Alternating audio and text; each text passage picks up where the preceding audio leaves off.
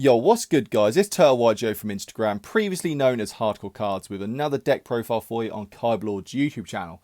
This time, as you can see, it is DDs. And honestly, since their new support, DDs are actually pretty nutty right now.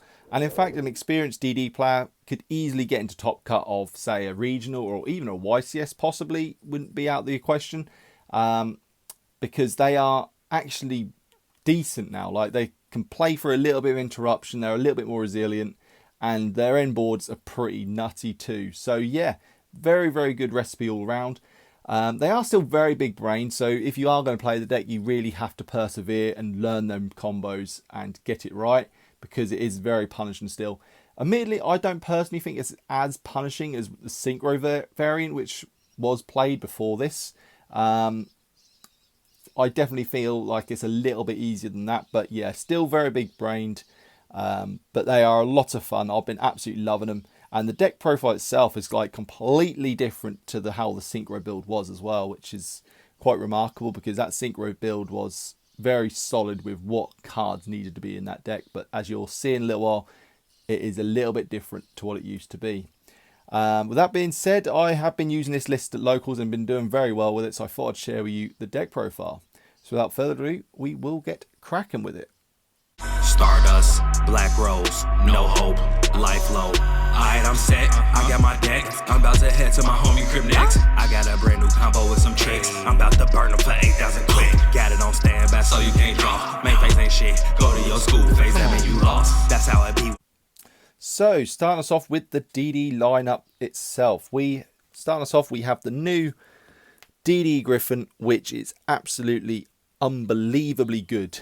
It's so, it is so good. It's literally everything you need from a DD card. You can special summon it from hand if you control a DD. It's level 4, which is very important for the combo. It's scale 1, and its scale effect does come up as well. And its monster effect, like I said, you can special summon it from hand. You can draw a card by discarding a DD or Dark Contract from your hand when it's pendulum summoned.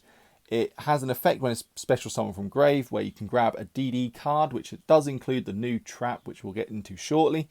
Yeah, it's just unbelievably good. I love seeing this in my opening hand as well, and yeah, it's absolutely superb. Then we've got, personally, what I would class the best combo starter, which is the Copernicus. So on normal summon, it's a Foolish Burial, basically. And it's also level 4, which, like I said, same with Griffin, it's very, very important for the combo that you get Pendulum Summon out 2 level 4s to go into your rank 4 DD, and then you're off to the races. Yeah, Copernicus is just superb. You can ditch your Necro Slimes, your Lamias, your Vice Typhoons, all to the grave, and yeah, it's perfect. Then we have the free Kepler.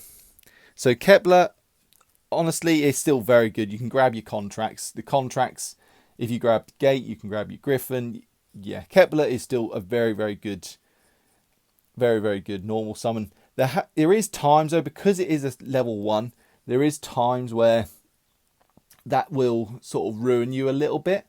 But I will get into a little walk around way of that shortly with something which has just come out. So, yeah. Kepler, very, very good, but it's just a shame it's level 1.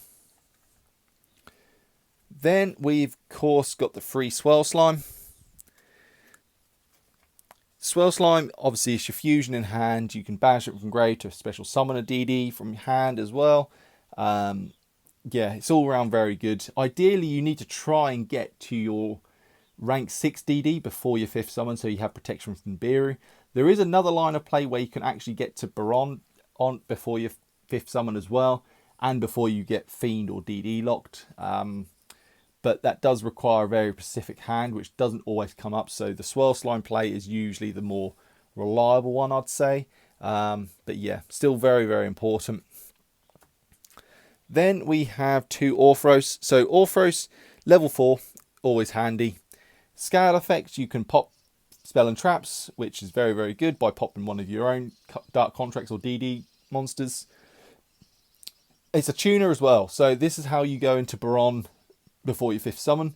But you do have to bear in mind, you do have to normal summon that Orthros, because as soon as it's special summoned, you are then locked. So yeah, make sure you normal summon. There is a route for it, but like I said, if you do require a very specific hand, because it's very easy to go into Baron and then just not have anything else left to do your rest of your plays. So yeah, very, very good.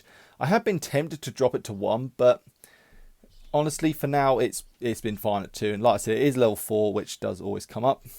It's also how you can get into Siegfried very a lot better as well, because you can't always rely on Lamia in this build.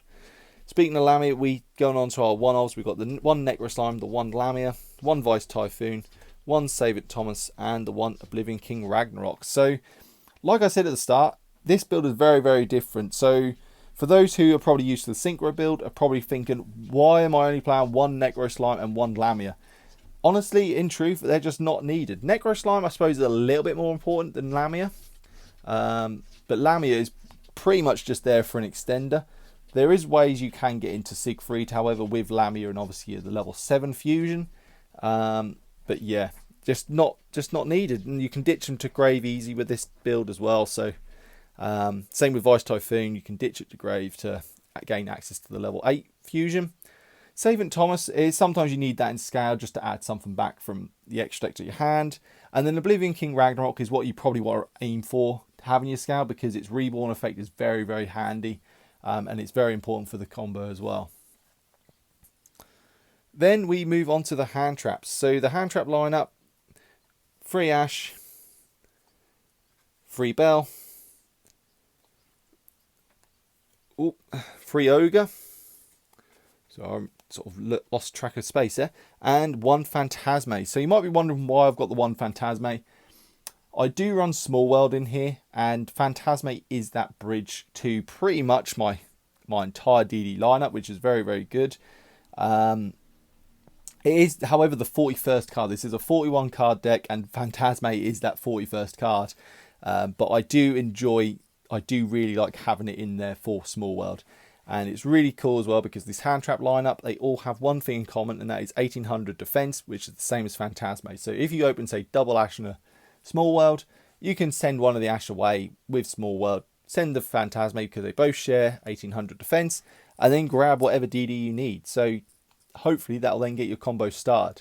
And plus, Ash, Bell, and Ogre are both all very, very good right now in the format. And even Phantasme in your open hand isn't actually a bad thing. Like, it does come up from time to time, and there is still lines, Small World lines, for Phantasme in hand as well. So yeah, very, very good. Then we move on to the spells. So starting us off, we've got the Dark Contract. So we've got, of course, the 3 Gate, 1 Swamp King, and the 1 Patent License, which is the new field spell. So Gate is obviously your rotor, Swamp King is your fusion spell, and Patent License is a really nice floodgate for your opponent to deal with. And not only that, it does have an effect when it gets sent to grave, which does come up as well in part of the combo. You have to send it to grave to perhaps grab back Orthros, because if you popped Orthros with its effect and the rank 4, for example, you might need that Orthros back again to go into a Siegfried. So yeah, very, very good. Yeah, not much else to say about that. Obviously, the Patent License as well doesn't have the life point cost like the Gate and the Swamp King either, which is very nice. Then we've got the one-offs. So we've got the 1 for 1 and the 1 Call By. 1 for 1 is just so broken in DDs. It's just very, very good. And then Call By is Call By. Then, like I said, I do run Small World. However, I do run just 2 Small World, but I do also run the 2 maps. So honestly, the reason being is I haven't decided which one I like best. So I've just sort of ran 2 and 2, which, to be honest, has been working really well for me. I really like map, but the life point cost can be really punishing, especially in DDs. And a lot of the time, you'll be ending your combo and you'll have 2,000 life points when you pass turn, which is certainly very dodgy ground, especially if you got like against Sword Soul, which will burn you, or the new fusion Despia play, which burns you every time as well. So yeah, it can be a bit sort of iffy, but however, grabbing the Copernicus or the Kepler to normal summon is just so good as well.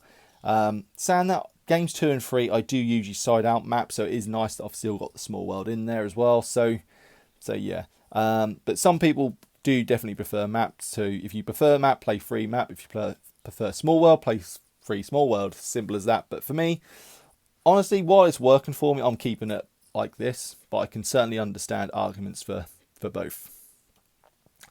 Then we've got the one trap, which is the headhunt, which is, like I said, is searchable with Griffin, and it's sort of basically like a crackdown style card, except if you steal an opponent's monster which was special summoned from the extra deck, that does count as a DDD monster, and that does mean you can use it as material for the new Machine X DD, which is an unbelievably good card, which we'll get to once we get to the extra deck.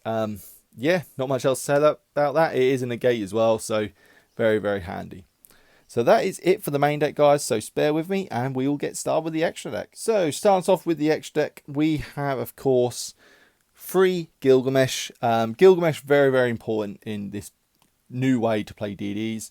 I have seen some builds with 2 Gilgamesh, but personally, I do like having 3. The third one does normally come up in certain scenarios, so I would definitely prefer to have 3 than just the 2. But any monster which sets your scales in pendulums is just unbelievably good, and that's exactly what Gilgamesh does. Then I spoke about it briefly just now, the new XE Divisor King Juice Machine X or Machinex. Not sure if I pronounced that right. It's unbelievably good. Like you can overlay or XYZ summon it using any DDD monster. So that does include the Link. It's not once per turn. It doesn't negate. It does, however, steal your opponent's monster, which, to be honest, even though it doesn't negate, it's that interruption on its own is just superb. And you can steal your opponent's monster by even sending a contract to the grave to then attach it as material, or detaching 2 materials. So normally, if you've got, say, one dark contract on field, and you've normally got 2 interruptions with Machinex, yeah, it's so good. I can't believe how good it is. It's definitely the reason why DDs are a lot better now.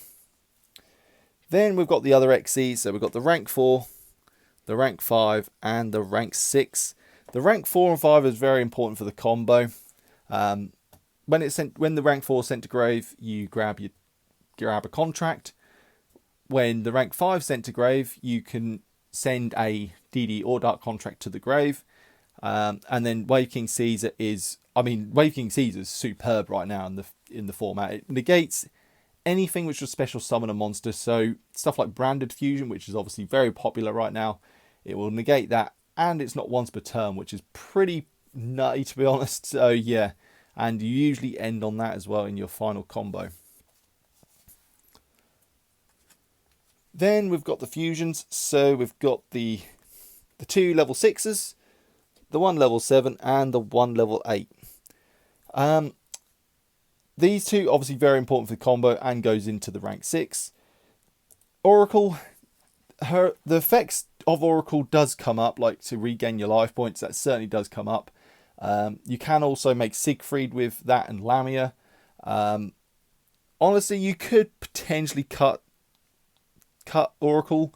I personally like having it in there just in case. In my last locals, it did come up and it actually really did save me, because I just needed that little extra life points just so I could go in for the kill next turn and reborn something with Oblivion King Ragnarok, because that does burn you.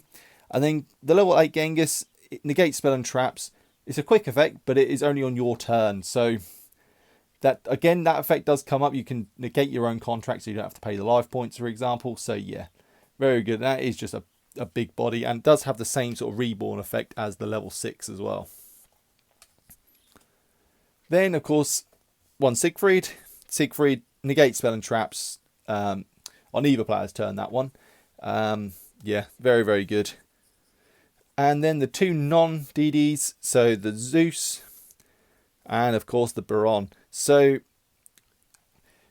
to go into these, you do have to be careful because it's very easy to get DD locked or fiend locked in DDs. So yeah, you do have to make sure you play smartly in that sense. But both, I would say, are definitely needed. But that is it for the deck profile. I will do a quick shout out to these two cards in particular. Off time of recording this, that is now legal in, well, certainly legal in my particular TCG region. And certainly I have seen builds with both of these in.